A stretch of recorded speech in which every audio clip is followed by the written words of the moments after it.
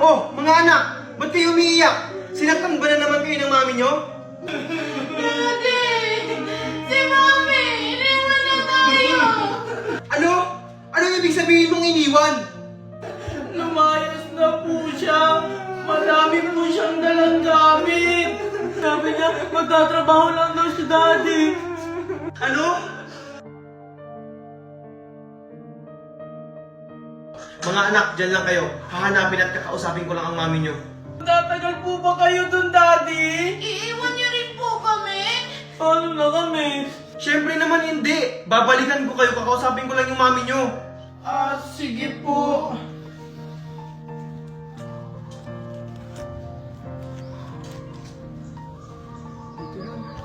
Saan kaya dito nakatira si Valerie? Excuse me sir. Anong kailangan mo? Itatanong ko lang po sana kung may kilala po kayo ditong nakatirang Valerie. Valerie? Matagal na ako nakatira dito pero wala akong kilalang Valerie. Ganun po ba? Sige, salamat po. Thank you, Naldo. Ngayon lang ulit ako naging masaya. Ano yung Valerie? Marco? Si Marco ba yun? Ha? Imposible naman masusunod pa tayo dito. Hindi nga ako nagkakamali. Si Marco yan! Oo nga!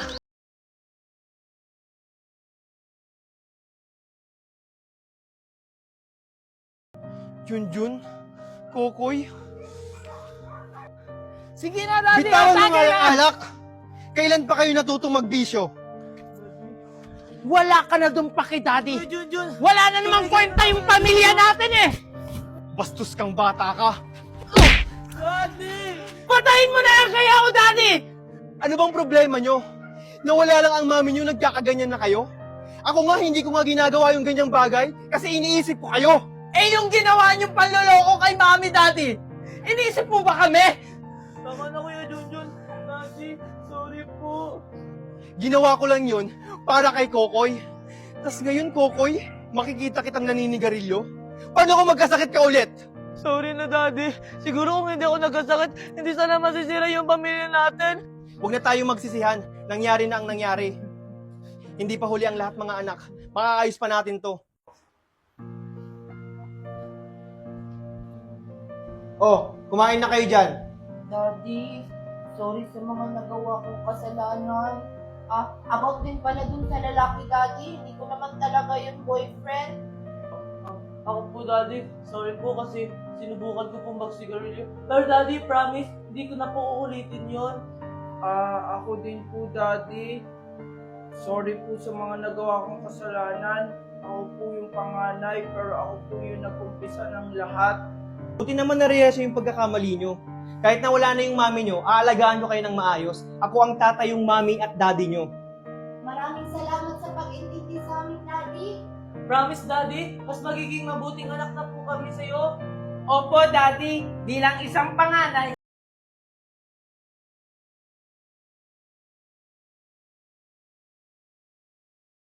Ano? Hindi pa ba kayo babangon dyan? Para walang pupuntahan na. Yes! Today's the day! Kuya, gising na! Wait lang, 5 minutes pa.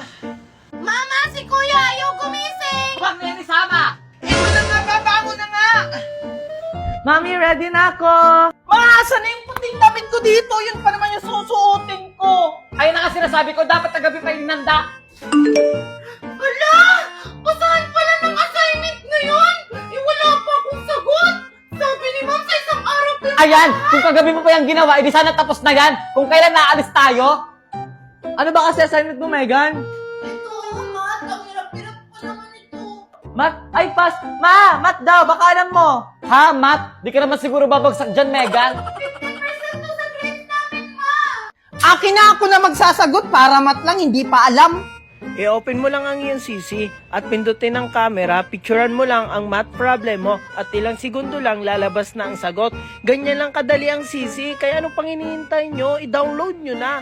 Malaking tulong ito sa schoolworks nyo, lalo na sa research. I-type nyo lang ang gusto nyong topic sa research at bibigyan na kayo ng magandang sagot. Kaya si CC ang sagot sa problema nyo sa schoolworks.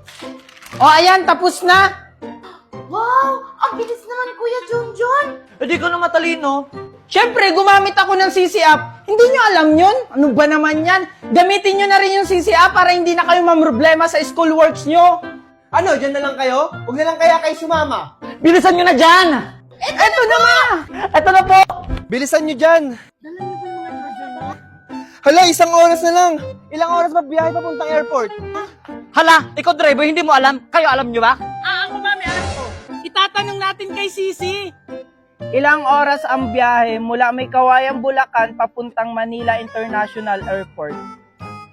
Ang biyahe mula Kawayan, Bulacan papuntang Manila International Airport ay humigit kumulang 1 oras at 59 minuto kung gagamit ka ng bus at tren. Wow, ang galing naman yan, anak. Ano? 1 hour and 59 minutes? Hala, may 1 minuto na lang tayo. Bilisan nyo! Wait lang!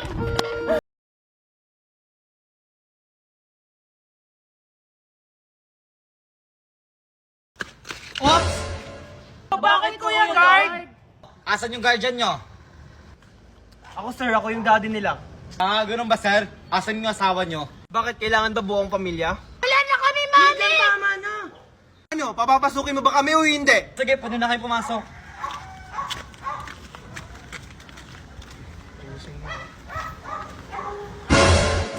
Mami, daddy, bilisan nyo. Magiging-start na yung family day. ito na anak. Oh, asan yung mami at daddy mo? Kalma ka lang, Manong Guard. Papunta na sila. Ayun o. Ganun ba? O sige, hintayin mo na. Oh, sige po, Manong Guard. Mami, daddy, bilisan nyo. O anak, papunta na. Mali, bilisan mo. O sige, pwede na kayo pumasok. Thank you po, Manong Guard.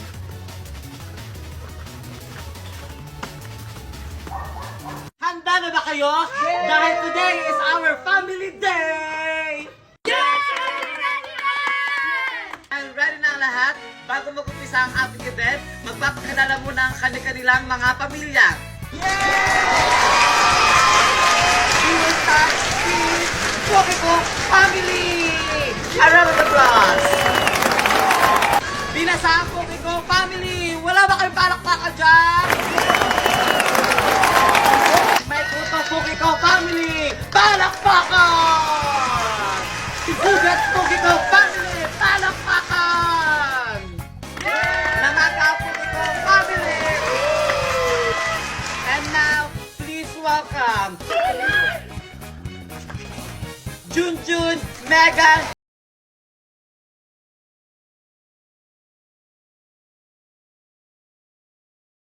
Besh, puro ka Netflix. Mag-Disney Plus naman tayo. wala nga ako niyan. O kaya, Viva Max, Prime Video, Max, Hulu. Wala nga ako niyan! Huwag na kayo mag-away! Gusto niyo na marami mapapanooran? Mag-screenify na lang kayo! Open your Google Chrome, type panood.live. Lahat ng streaming apps andito na sa isang website. Any gadget pwede. Kaya lahat ng movie mapapanood mo. With subtitle na yan, kaya ikaw na lang ang mamimiling language na gusto mo. Oh wait, update your Chrome for better experience. Wow! Galing naman yun, Junjun.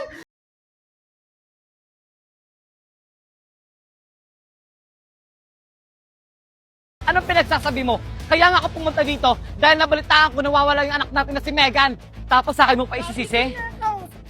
Mami? Mga anak, maigi pang kunin ko na lang yung mga anak ko dahil napapahamak sila dahil sa'yo. Kahit na kailan, Valerie, hindi mo makukuha ang mga anak ko. Ano yun? Magkakaroon ka lang ng pakialam kapag may nangyari na? Eh nung wala, nasan ka nung kailangan ka nila? Di ba wala? Nandun ka sa kabila mong asawa. Tumahimik ka na, Marco! Pabaya ka lang talaga! Sa ayaw at sa gusto mo, kukunin ko yung mga anak ko! Tara na mga anak ko! Ano ba, Valerie? Kahit na anong gawin mo, hindi mo makukuha yung mga anak ko. Ano ba? Ito tatandaan mo, Marco. Mapapasakit din yung mga anak ko. Kung makukuha mo, mismong anak mo na nga yung lumalayo sa'yo. Marco! Buisit! Manda ka, Marco. Uutay-utay ko kukunin ko yung mga anak ko sa'yo. Sigurado ako mga anak na may kinalaman ang mami niyo sa pagkawala ni Megan. Anong gagawin natin, Daddy? Hahanapin at susundan ko siya. Tara na! O ano, Valerie? Di ba wala ka na pala? Di mo nakuha yung 2 mong anak? Tumahimik ka na! Hindi pa ako tapos.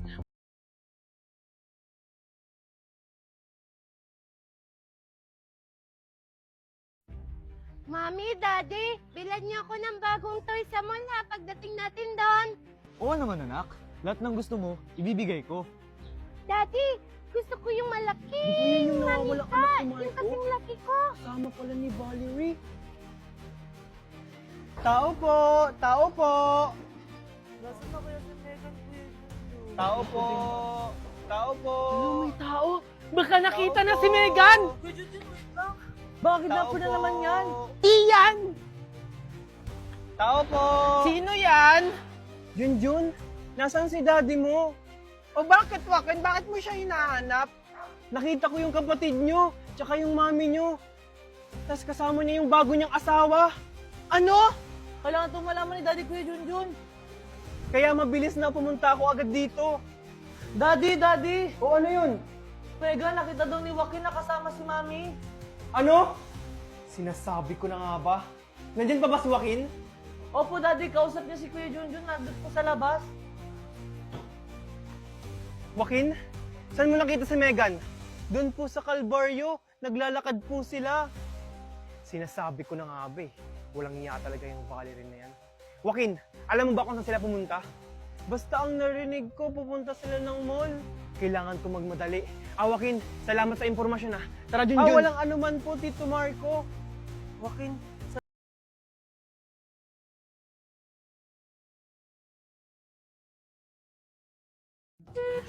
Ma'am, may balita ko sa'yo. Ano na naman, Ma'am Valerie? Di ba bang mahilig ka sa mga K-drama? Sakto may i-recommend ako sa'yo. Tempest, napakaganda niyan, ma'am. Talaga? Eh, magkano naman yung subscription niyan, Valerie? Nagtitipid pa naman ako ngayon. Ano ka ba, ma'am? Same lang tayo nagtitipid. Libre mo lang yan, mapapanood. Talaga? Saan mo naman yan mapapanood? Salok! Sa Luklok, marami ka mapapanood katulad ng K-drama, anime, horror, American TV show, at marami pang iba ng libre! At pwede mo pa itong i-download para makapanood ka kahit offline. Available ito sa App Store and Play Store! Or click the icon below. Mamamatay ako sa bulan sa inyo! Grabe kayo mga bata, kayo hindi mo lang kayo nagpapasabi. Sorry, ma'am! Pero ang pakay po talaga namin dito, ma'am, is magsusumbong po kami. Si Junjun po kasi kinulong nila Marco sa stockroom para hindi makapag-speech sa assembly meeting. Ano? Pero bakit nakapagsalita ka, Junjun? Kasi ma'am, tinulungan po ako ni Megan. Ay, naku, Valerie, may nangyayari lang pala sa mga estudyante mo tapos di mo pa alam? Kailangan masolusyonan mo yan ngayon din! O sige, umalis na kayo! Manonood ako dito sa Luklok!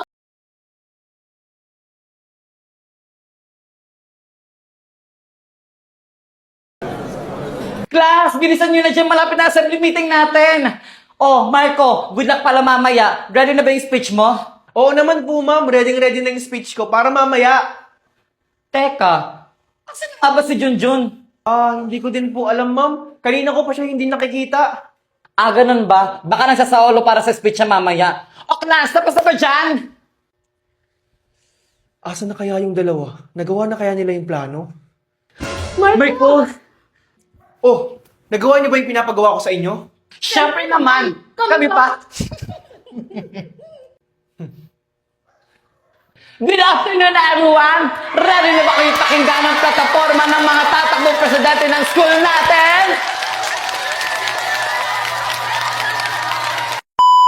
Thank you. Next, dadako na tayo for senator.